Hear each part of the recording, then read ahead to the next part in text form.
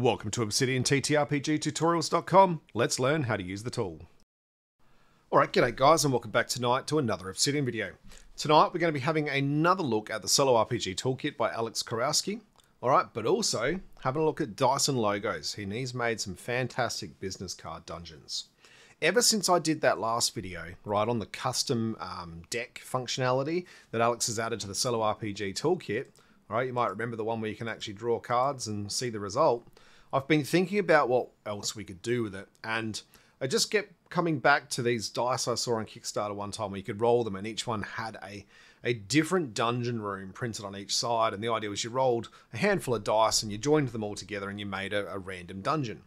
I was just going around having a look on the internet, looking at the different options that are available, right? Because there's business card decks, there's dice, there's all sorts of really cool options out there. And what I'm going to show you tonight is the one by Dyson Logos.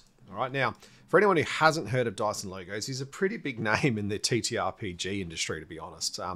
He's famous for his maps. All right, and he does this thatch method, and he teaches people how to do it. And the idea was you just take some graph paper, you start drawing some shapes for corridors, and you thatch around the edge. And with a little bit of just time and effort, you can make fantastic looking dungeons that, you know, look like high quality. And he's been teaching people how to do this for years. I've seen the results all over the internet. It was a real massive phase for a while. He got so popular that Wizards of the Coast even hired him to make official maps for some of their modules. And I think that's fantastic, right? Hats off to Dyson Logos. He's done really well. Now, if you would like to learn more about Dyson and what he does, you can see here that there is a Patreon available, and for a small fee of like, you know, a couple of dollars a month, you can get access to his maps. But looking around the internet, what I found was these geomorphic business cards. Doing a bit of research, and it turns out that he used to attend some of these big conventions and things, and he would go around and he'd hand out business cards that had these little maps that he'd drawn on them. And I think that's a fantastic idea, right? Because he'd just go out and meet someone, he'd hand them a card, and, you know, if you were to catch up with someone later and you all draw your cards together, you'd have a random dungeon. I think that's really cool. They were obviously popular though, people asked for them, and he made them available as these certain packs, and I found 4 packs available. Now, one of the best things about this in the Patreon campaign that he runs is if he receives $300 or more funding level each month, then the maps he produces get released publicly under the Creative Commons license. All right, that's his stance on this. And what that means is for my patrons, we can now utilize this in the Patreon vault. All right, so what does that mean? Well, I have basically taken these cards that Dyson Logos has made available publicly. I've just manipulated them a little bit. I've made them all the same size. I've located as many packs of these as I can. I think I found 4 packs that are all the right same shape and size. And I've taken the transparency, or taken the background out and added a transparency effect, so that, you know, you can run them over the top of each other. All right. Now I've installed these in the Obsidian Patreon vault. All right. And you'll be able to access these through the Solo RPG Toolkit button. You'll be able to come here to Business Card Dungeon, and you'll be able to start drawing random dungeons yourself. Okay. But let's just quickly go through and show you how I've set this up. All right. So obviously, you know, you can do this in your own vault. You have to have the Solo RPG Toolkit installed. All right, so come Settings, Community Plugins, do a search for Solo RPG Toolkit by Alex Kurowski, do the install, do the enable, all right? And then we're going to jump into options. And what I've done is I've created some folders in my Z Assets. All right, you can see over here in Z Assets, Decks, Business Card Dungeon. So I've created a custom deck folder, an our assets folder, and put it there. All right, and effectively what I've done over here is just basically created a business card dungeon folder. I've put in all of the different options that I was able to find. All right, there's 20 of them, 4 different packs that were released of 5 cards each. I've put the standard license in here. This is a legal requirement to say, you know, we're allowed to use these images, and Dyson Logo has allowed us. So got a link here to his Patreon campaign as well, if anyone would like to have a click there and go through and enjoy that. But specifically, one of the things that I've set up here is this config file.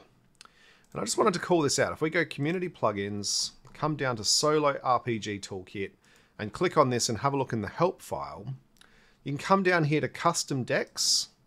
All right, and there's this section here called Other Custom Deck Options, and it says cards can be rotated in your custom deck add a note inside your deck folder and add a word flip to randomize upright and upside down cards. Other options are flip 2 for upright and tapped, flip 4 for upright and tapped in both directions, and flip 4 for randomized rotation. Now that is really cool, because what that means is our card, when it gets randomized, is going to be either 1, 2, 3, right? It's going to turn right around, which means we're going to get more options out of our deck. All right, so that's really cool. And you can see here, if I actually reset this, click on it a few times, we're getting some that are vertical, we're getting some that are horizontal.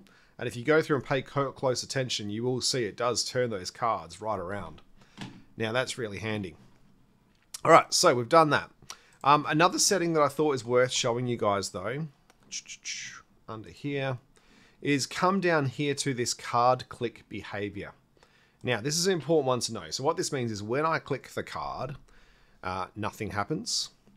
The markdown link will be pasted into my clipboard, so which means I can paste it into a note.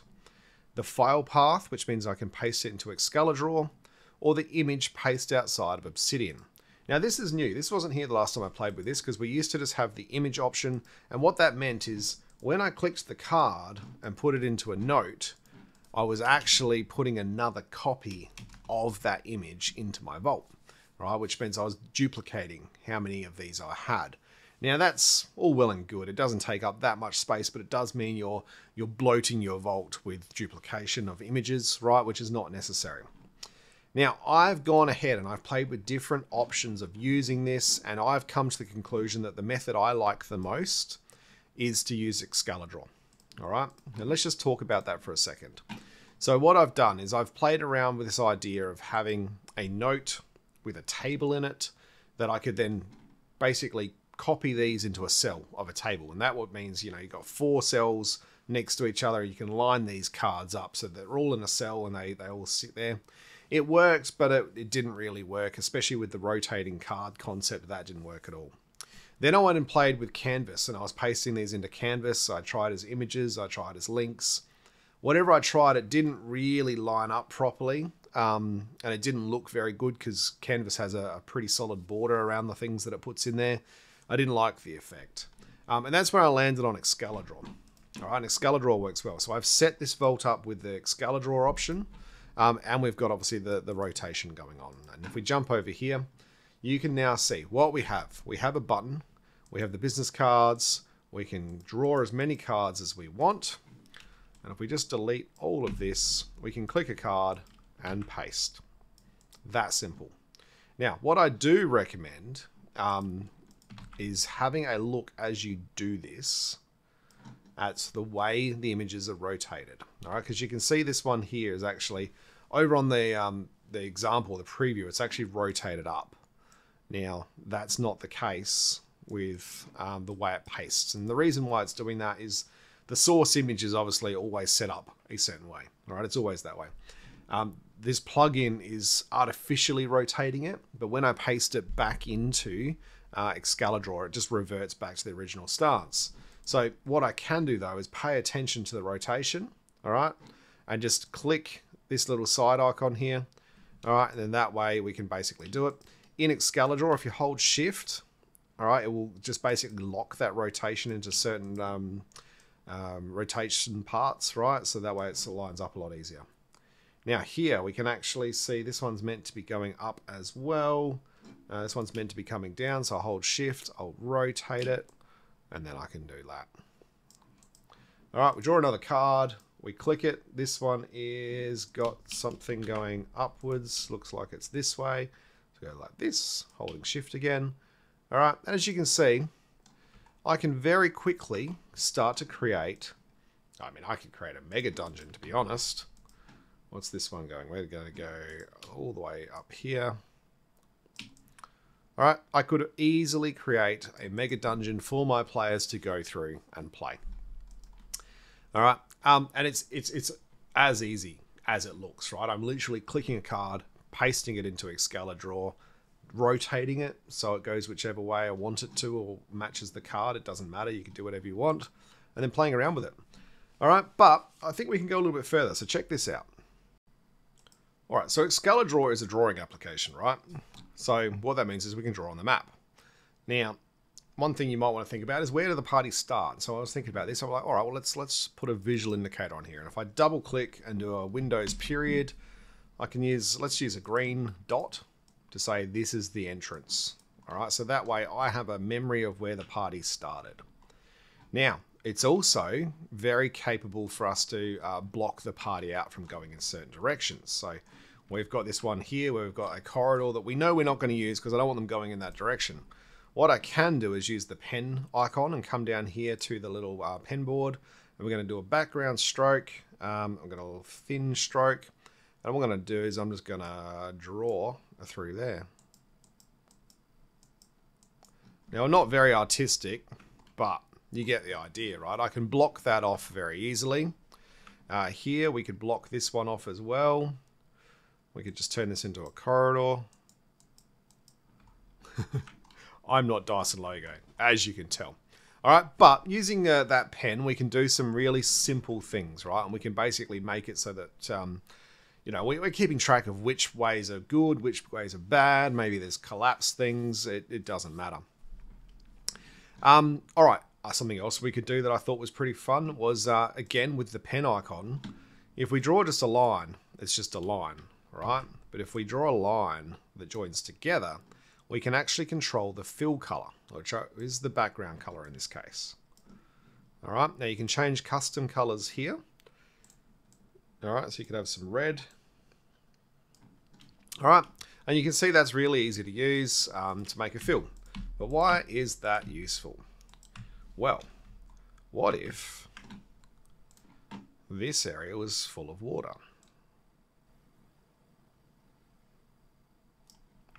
Or lava, in this case, because I was, you know, didn't change the color. What we can do is we can right click on this and go send to back. And now we have some color in here, all right, that kind of tells you, well, there's something on the floor. We could, as I said, do the same with water. All right, so we could change the color. And maybe this one here has been flooded. All right, and then we click on it, and we right click, and we go send to back. All right, that way you've got a flooded section of your dungeon. You very quickly can tell the players, like visually, there's something there, and they can go away and do it. So, you know, because Excalidraw is a drawing program, it's very easy to do little modifications here and there and make things go through. All right, so to expand a little bit further on what we've done so far, I was just having a think. I was like, oh, you know what? I remember back to my dungeon days where I was making maps and I had lots of top-down assets. You know, I use a program called CC3+ to make my dungeons, and I had lots of cool assets that could work. But I jumped on Google and I was like, oh, you know what? I bet Dyson's done something like this. And sure enough, he has. He's gone and made the overhead map key. All right, which basically is just an indication of things that he's used previously in his dungeons, right? And he's just basically saying this is how these work. And I was like, oh, okay, we could probably use some of these. And let's just have a quick look, right? We've got a false door here. What if I was just to take a little screenshot of that section? All right, I've got that there. I'm going to copy that into GIMP. Now, the reason why I use GIMP, I'm going to go Edit, Paste as New Image, is I want to take away the white color. All right, so I'm going to go Image, or sorry, I'm going to go Layer, Transparency, Add Alpha Channel. You can see it's already got an alpha channel, so which means the image now supports transparency. Then I'm going to go Select by Color, click the white, press Delete.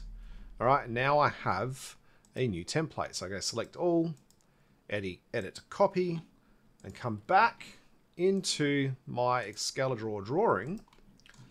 All right, and now I can paste, and I actually have a new section here that could potentially be a whole lot better looking than the one I was using. All right, so we'll just expand that in size a little bit. There we go. All right, so now we've got a false door.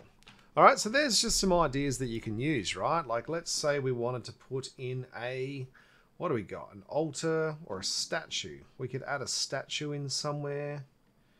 All right, statue's just that. I'm actually going to do this from another application. So let's have a look at it from the perspective of oh, this is Campaign Cartographer. All right, so if you've got an application, if you can do a Google and find dungeon assets, you can do this. All right, I'm just going to take a screenshot of that little icon. Again, I'm going to paste it into GIMP, and this step is probably not necessary. All right, so edit, paste as new image. We're going to go layer, transparency, make sure it's got an alpha channel. Then we're going to go select by color, select the white, delete. All right, what I might even do here is go image, crop to content. All right, just makes it smaller. Select all. Now edit, copy. Paste. There we go. So now we've got our little symbol and we can now put that in there. All right, so as you can see, it's very easy to add things. You could just go to Google and go, show me top-down dungeon assets, right? In the style of Dyson logos, and you'll probably find stuff. You know, I like this idea. If I had a page of these that were actually able to be used, that would be really cool. But I think it's very easy for us to add to our dungeon and to make things look fantastic. So there you go. So, what do you guys think? We have a random dungeon card generator that's going to be available in the Patreon Vault. You can quickly make fantastic looking dungeons. All right. I guess the only thing here is to actually now start adding notes to our dungeons. So let's take a look at how we do that. All right. So usually when we're adding notes or pins to our dungeon, we use Leaflet. And that is certainly an option. Okay. You could come down here to your Excalidraw, go export image, all right, and come down here, maybe turn your image padding down and go PNG to clipboard. That will copy your dungeon, and then from there you can go to a note, you can paste your image, all right, and now you have an image link that you could use with the standard Leaflet program, all right, and I've got templates in the Vault to show you how to do that would allow you to turn this map into a leaflet, and then you can add your pins and link your dungeons from there. But there is another way as well, and I think that's probably a bit more interesting for this video is, well, I want my dungeon to continue. I want it to get bigger. I want to be able to make my mega dungeon. Can I do that? And can I do the pins inside of Excalidraw? The answer is yes, and some of you may have seen my previous videos on how to actually publish Excalidraw maps with pins. That is possible as well, okay? But what we can effectively do is we can say, all right, well, we're going to have a room and we want to have something in that room that we can maybe click to say, hey, there is something in this room. Now, the easiest way that I usually do this is to recreate a pin. So what I do is I double click in Excalidraw, I press Windows period to bring up the emojis, and I basically just pick something.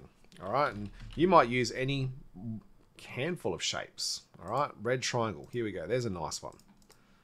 So I could have a red triangle in the room, all right? And then what you can do is actually right click and go insert link to file, all right? And I've already made a note here on room 1, all right? And now I can hover that to see what happens in room 1. Now, I just want to do a quick call out here. If you're using Excalidraw and you're hovering and nothing is happening, come to Excalidraw, come down to, I think it's links. Is it links? I think it's links. There's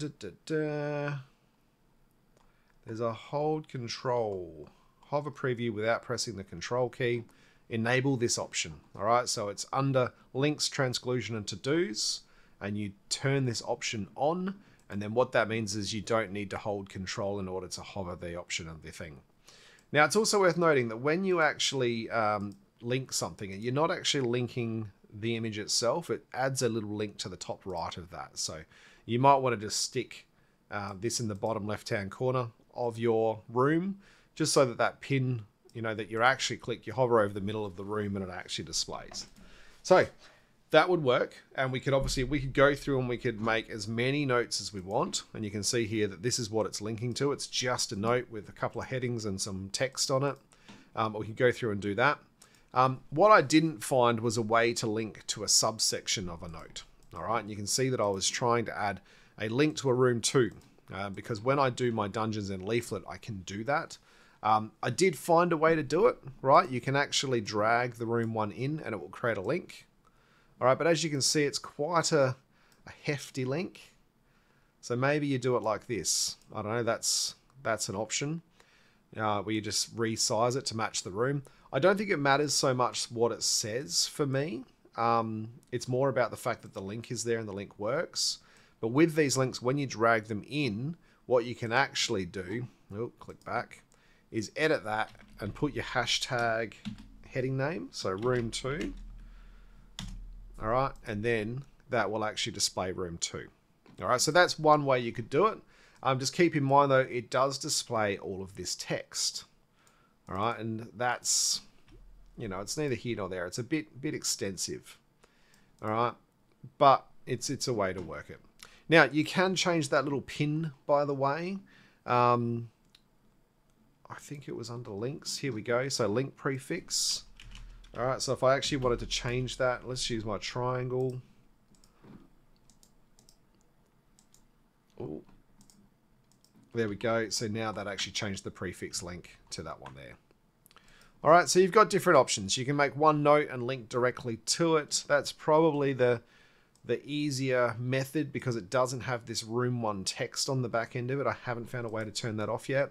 Or you can use just drag the note in and then modify it to the headings, and you can actually link directly to the headings as well. Although it looks like I may have broken that anyway. Fun and games. But using this method, you can make a pinnable map in Excalidraw. You could basically keep this as a way to run your dungeon. And don't forget, you can drag these over to your left-hand sides. All right, so technically, whoa, I want to lock it. No. What did I lock then? I'm not sure what I locked. I think I can lock something. Yeah, I'm pretty sure there's a way. But you can drag things around, and you could use this as a way to sort of, just jump through your dungeon and make sure you're seeing what you want to see. So that's an option as well. So there we go. That has been the business card dungeon. That's going to be available to you in the Patreon vault if you'd like to go and get it. Alternatively though, these images are all available free by Dyson Logos. Right, so you can go out there, you can download these yourself.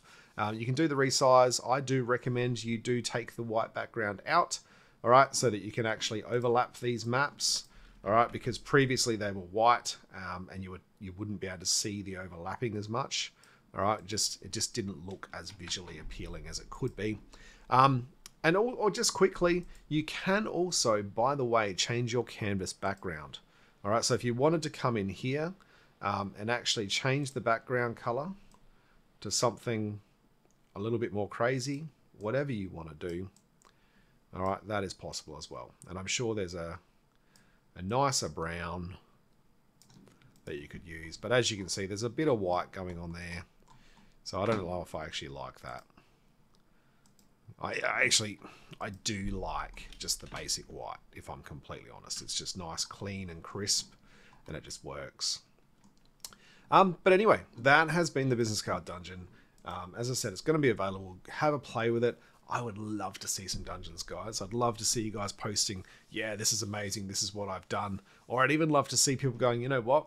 I have made my own dungeon cards, all right? And, put them up there for us to play with and actually utilize ourselves. Like, what if we had a community pack of these where everyone could just basically share them, throw them in, if you make them, let me know.